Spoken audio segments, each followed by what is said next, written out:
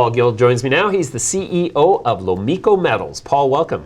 Thanks, James. Thanks for having me on. Paul, Lomico has been around and you've been slugging it out for years. I got to say that I think you're one of the most tenacious CEOs in the mining industry.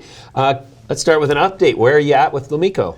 Well, yeah, thanks, James. We've been here for a while, and we've been looking at that right property for development. And what we found right now is a property in Quebec called La Lutte. It's been 3 years that we've been drilling it, so we've actually got 170 drill holes into it.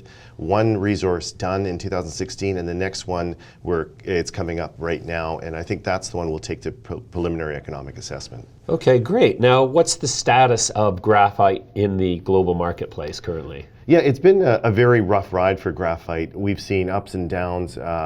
We know that Syrah Resources started producing, and they overproduced, and they really brought the price down. They were selling it for quite cheap, and so that wasn't a good market to go public in or to really talk about graphite, and things dried up. But I think now what we're seeing is Syrah's pulled back on production. Now a lot of stuff in China is sucking up most of the graphite production, and we are in a situation in North America. We have a critical metals agreement in which supplies will be taken first out of North America rather than other places. So we'll have tariff barriers in place, allow us to develop those kind of metals here in Canada and the US. So Donald Trump worked out for you. Well, he sure did. You know, after all those nasty things I might have said about him and his hair, he has actually done some really good things for the economy. And I think this specific one is very important because for Canada specifically, because we're able to create a barrier against cheap product coming in from other countries. And it's also about security of supply, because what happens in China or Africa and other places, they overproduce and then they dump onto the North American market. We don't want that. What we want to have is a homegrown solution for the electric vehicle market and other strategic markets like the defense metals and stuff like that. That's what this is all about. Let's make sure that we have the supply of material when we need it. Okay, so who would be the biggest consumer of graphite from La Lutte?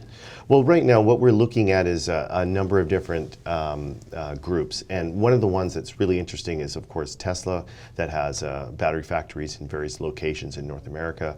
Volkswagen is thinking of developing one, and I'm pretty sure there's going to be one based in Ontario or Quebec fairly soon. And I think that is just required because when you think about it, 1 million Teslas on the road today will require 100,000 tons of material.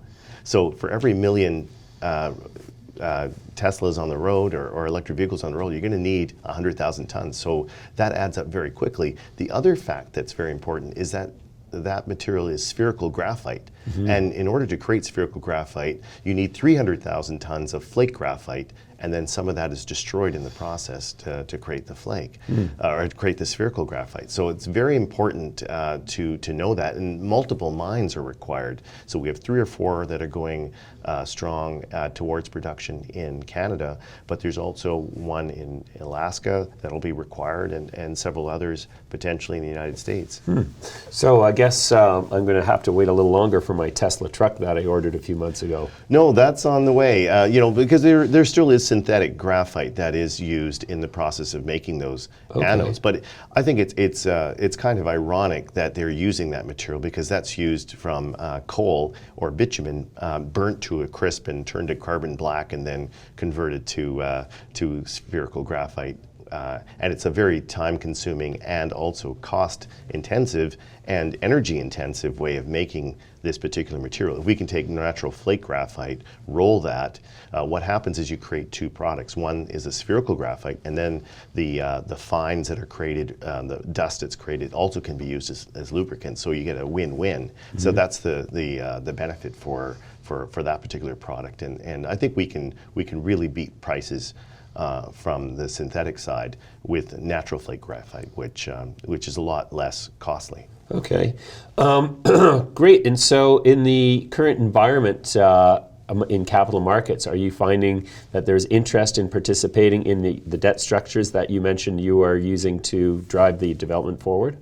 Yeah, I think that right now what we're seeing is large institutions getting involved based on the fact that there is a lot of interest in creating these type of mines and supply chains for the electric vehicle and other battery materials. So what we're seeing is debt groups coming to the fore. We're seeing equity groups, large institutions getting involved. But I think we're also seeing, sadly, I think the retail investor not understanding the process. I mean, we have to go back a few years. Let's take a step back and look at 1980 when there were no computers. All of a sudden, computers, Apple and Microsoft started coming on, and by 1990, everyone had one. And I think that's a big, huge change that happened. The same thing happened with internet from 1990 to 2000, smartphones from 2000 to 2010, social media. These are from 2010 to now. What we're seeing, those massive 10-year-long trends, and we're just starting the electric vehicle revolution right now. And I think that's what is interesting to retail investors. You have to get out in front of that wave. We know the institutions are coming. We know the big electric vehicle battery manufacturers and the car manufacturers are going to be turning to electric vehicles. So we need to get out there in front. So that's why I'm here talking to you. Okay, great. And it looks like you've got some great grades. I mean, we're looking at a map now here of your drill program. And so walk us through this. What is the nature of the deposit, and what's your plan for mining it? Yeah, so we've got two zones. One is the graphene battery zone, which is already defined into a resource. That's 18 million tons and 3%. And then the refractory zone, which we just drilled, we're specifically looking for higher grade, better economics. And so we drilled into that, and we found a couple holes that were in the 7 and 14% range, but over 100 meters. And that's very significant because they're both very close to each other. So that's the start of our open pit. That creates a better economic argument for the mine. And so what we need to do now is do metallurgy to complete that sphere, graphite characterization, really understand where the particular flake graphite is vis-a-vis the surface, so we can do an extraction program there. And then also look at the tonnage design, so you know how to create the most optimized mine pit that you can, and with the least amount of environmental damage, because of course we feel we are a green company. And so even though we're mining, we have to mine this material. There's no other way to get it. We can do a very good job at minimizing damage to the environment. So outside of the electric car market and computers, are there additional marketplaces for graphite? Yeah, there certainly is. The steel market does consume a lot of graphite right now. Electrodes are used in that particular market. There's lubricants, there is brake shoes, gaskets are using material. And then there's also the graphene market, which is very exciting as well, but still in the future. But primarily, it's an additive to other materials, such as aluminum potentially, to make materials stronger. So we find that, as industry goes very well, so does the graphite market. That's fascinating. How much longer until you're ready to go into development of the actual mine itself? Yeah, that's a good question, because what we want to do is get to the point where we have a metallurgical decision first. Then we want to go to a 43-101. We have 20% left of the property to purchase, and then we want to go back to the preliminary economic assessment, which talks about community relations, infrastructure, power, and the cost and benefit ratio, because we really want to have a strong internal return for that particular mine. And the stronger the economic argument, the more likely we get financed. Sure. Okay, and finally, Paul, tell me about the most significant risk factors and challenges that you're facing here in observation of the BCSC's recent guidance that if we're going to talk about the positive, we have to also talk about the negative. Where are the threats lying for Lumiko? Yeah, I think right now we're in a situation where we have to look at financing as the biggest threat to this particular project, because financing opens up a lot of other things. We can get community acceptance because we'll be able to fund some programs for the community.